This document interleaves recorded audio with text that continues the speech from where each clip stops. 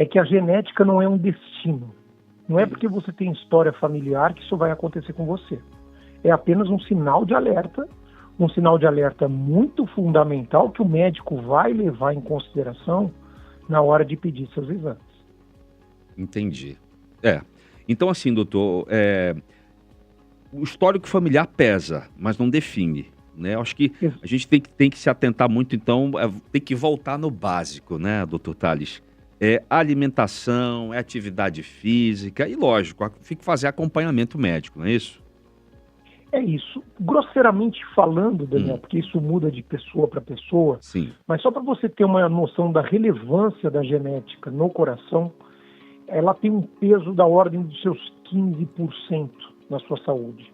80% a 85% está relacionado aos seus hábitos, a forma como você conduz a sua vida. Entendi.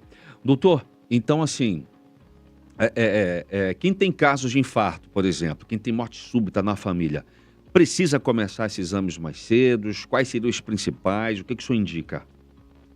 Eu recomendo o seguinte: a história familiar em cardiologia, ela tem critérios muito bem definidos. Eu vou te dar um exemplo rápido. O meu pai sofreu um infarto aos 70 anos de idade. O seu pai, aos 70 anos de idade, ele já não serve como influência genética para você. Entendi. Para o pai, tem que ser até 65 e para a mãe, até 55 anos de idade para ter relevância. Aí a gente computa como um fator de risco, como uma influência genética. Entendi. Tá?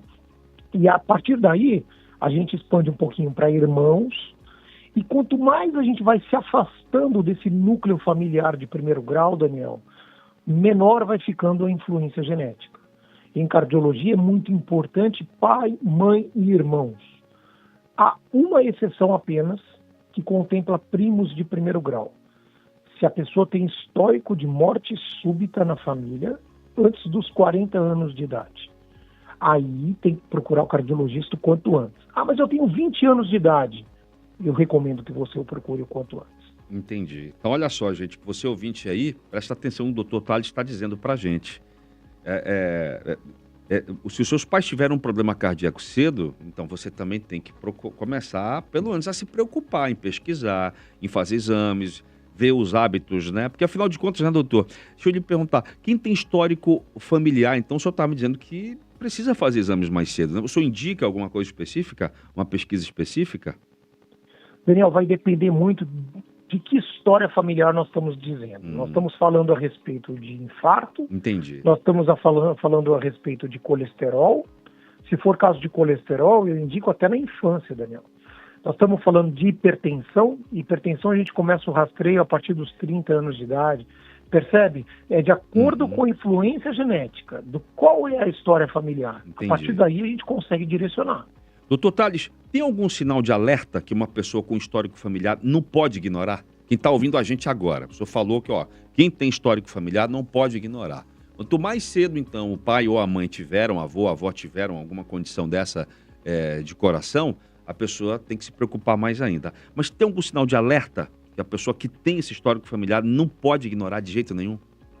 O mais expressivo, o mais importante é morte súbita antes dos 40 anos de idade, não traumática.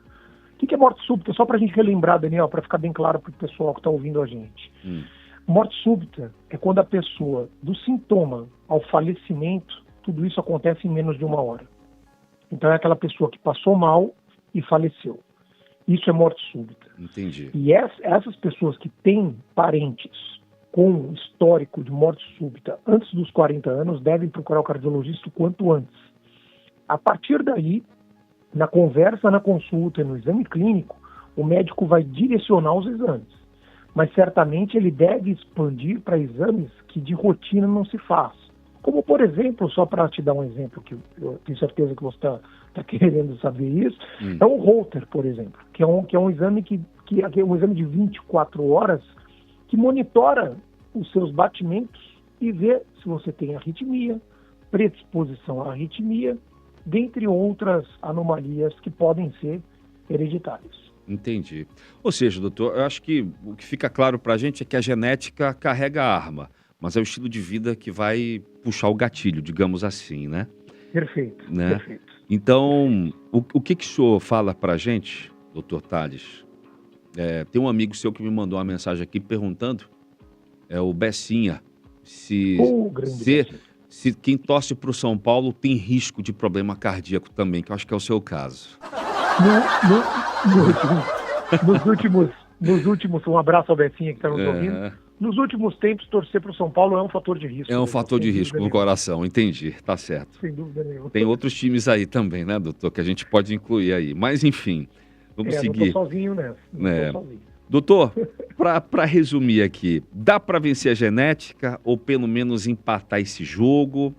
Se o senhor tivesse, assim, o que o senhor fala, né, para quem... Um conselho que o doutor Tales Esper, cardiologista, pode dar, importante, para quem tem medo, então, de repetir esse histórico aí da família?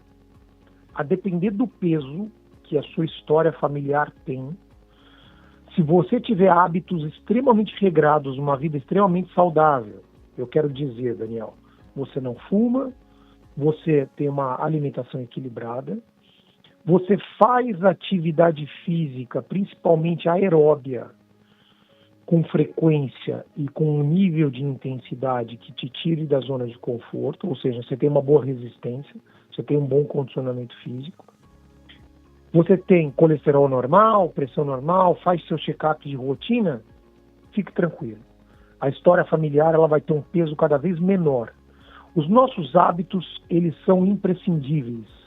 Eles definem o rumo que a nossa vida vai tomar, Daniel. Tá certo, perfeito. Obrigado, viu? Doutor Tales Esper, mais uma vez, muito obrigado pelos esclarecimentos, pela conversa. Acredito que isso ajuda bastante e acende esse alerta, né? Que não é, pelo menos a genética, ela não é definitiva.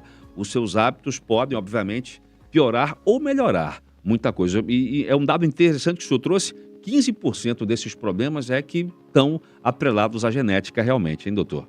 Bom dia, obrigado, viu? Daniel, é sempre um prazer, um abraço a todos os ouvintes, um abraço a você em especial, um feliz Páscoa a todos vocês. A nós, obrigado. E o doutor E Tales... muito obrigado pela participação, pelo convite. Imagina, doutor, conto com o senhor na semana que vem. Lembrando que o seu Instagram é o Tales_Esper, tá bom? E ele atende lá na One Clinic Manaus, que também está no Instagram, @One Clinic Manaus. Não é isso, doutor? Exatamente. Daniel. Lá na Avenida Maripiranga, no The Office. Doutor Tales, E... bom dia, boa Páscoa e muito obrigado, viu? Obrigado, forte abraço.